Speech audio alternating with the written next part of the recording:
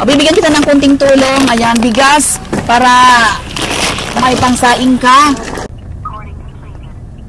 May nakita tayong babae na ayun sa tabi ng kalsada. Bibigyan natin ng tulong. Bibigyan natin ng bigas. Tara. Ate! Ate, hello! Halika! May ibibigay ako sa iyo. Saan kayo nakatira, ate? Dito lang po, sa sidecar. Sa sidecar kayo nakatira?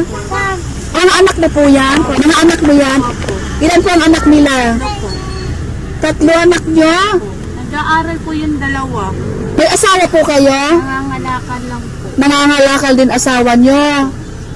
Hala, paano kung may bagyo? Nandyan kayo sa sidecar lang kayo pag may bagyo? Hindi kayo pinapadpad ng hangin? Na, pag ano po, malakas ang hangin, dyan lang ho kami sa loob. Sa loob lang kayo? Hindi pinapadpad ng hangin yung ano ninyo? Kapan, nililipad lang po yan. Nililipad? O di nababasa? Na nga po yan, tumutulong. Nababasa kayo? Hala, kawawa naman. Ay, yung mga anak nila, 4 po yan, 3. Ito ang bunso ko. Ito, kinder, yung lalaki ko, grade 1. Permanente po kayo dyan dito sa kalsada na to? Dito kayo lagi? Hindi kayo lumilipat ng pwesto? Diyan lang po. Dyan lang kayo? Kasi dyan sila nag-aaral sa Akashe. So dito kayo lagi? Buti di kayo pinapaalis dyan? Pinapaalis din po kami dyan, bumabalik lang kasi dyan kasi sila pumapasok eh. Pinapaalis kayo pero bumabalik din kayo? Dito, minsan dyan kami nagtatago. Kasi bumabalik kami dyan sa gabi, natutulog. Pagkagabi babalik naman kayo dito? Oo. Kahirap naman. So ibig sabihin, paano pag natutulog, mahigaan din po kayo sa po, may plywood sa ibabaw, tapos yung papa nila dyan sa labas. Pwede bang makita natin? May... Tingnan natin yung ano ni ate, yung bahay niya. Ito.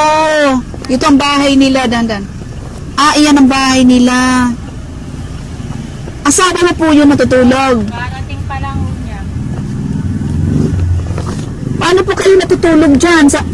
Kumpul-kumpul po kayo? Tapos si papa nila dyan sa baba. Mayroong kamatis.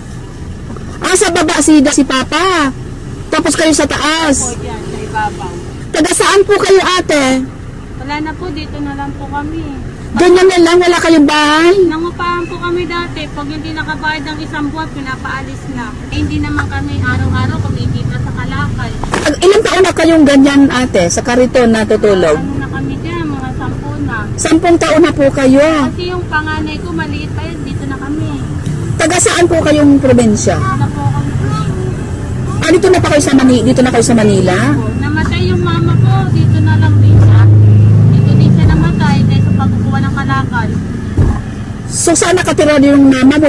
Dito rin sa Kariton? Dito rin. Sama-sama kayo sa Dito Kariton? yung sila, bukod ho sila, kami dito. Kariton din sila? Oo. Naku, ang hirap naman ng gano'n. Di kayo nahihirapan, ate? Paano kami, yung mga bata nagtitipaglaki na yun. Mahirap na yan. Malari kami magpambayad sa upa. Pag hindi makabayad, paalisin. Ano trabaho ng asawa mo? Nangangalakan nung... Yun lang talaga ang alam na trabaho? Anong probinsya ng asawa mo? Dito lang din yan, lumaki siya. Dito rin lumaki.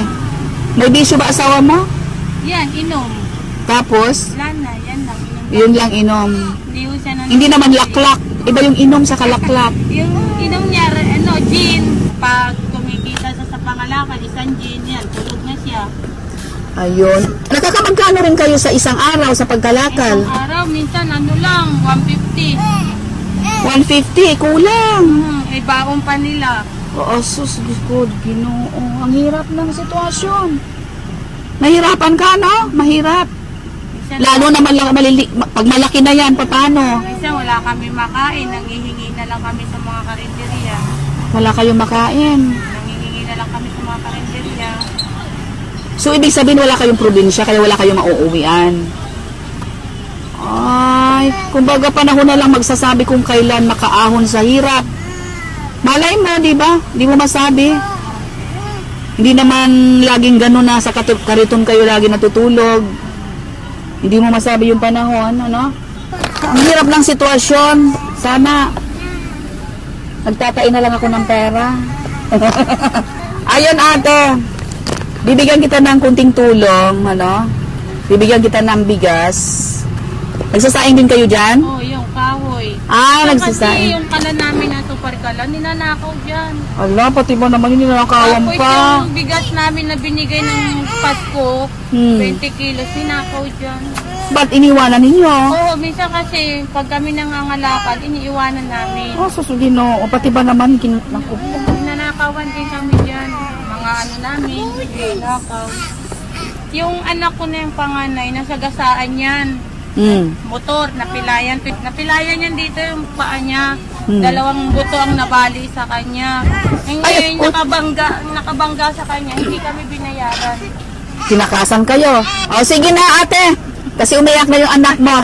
O, bibigyan kita ng kunting tulong. Ayan, bigas. Para may pangsaing ka. May wala man pangsaing. Wala pa. Ngayon, nagbigay sa amin kahapon. Ah, may nagbigay. Ng SWD dito. Pero hindi kami binigyan ng staff. May naawa rin sa amin, binibigyan kami. Ah, buti naman. Pambili mo ng ulam. Salamat po. Ayun. Sige. Ingat po kayo. Okay, thank you, ate. Opo. Okay, bye-bye. Salamat po. Ingat po kayo. Okay. Ay, naku, talaga naman ang buhay. Ganyan talaga siguro ang buhay, ano? Ang tagal na pala nilang ganun, ano? Ang hirap talaga ng panahon natin. Okay? Thanks for watching. Bye.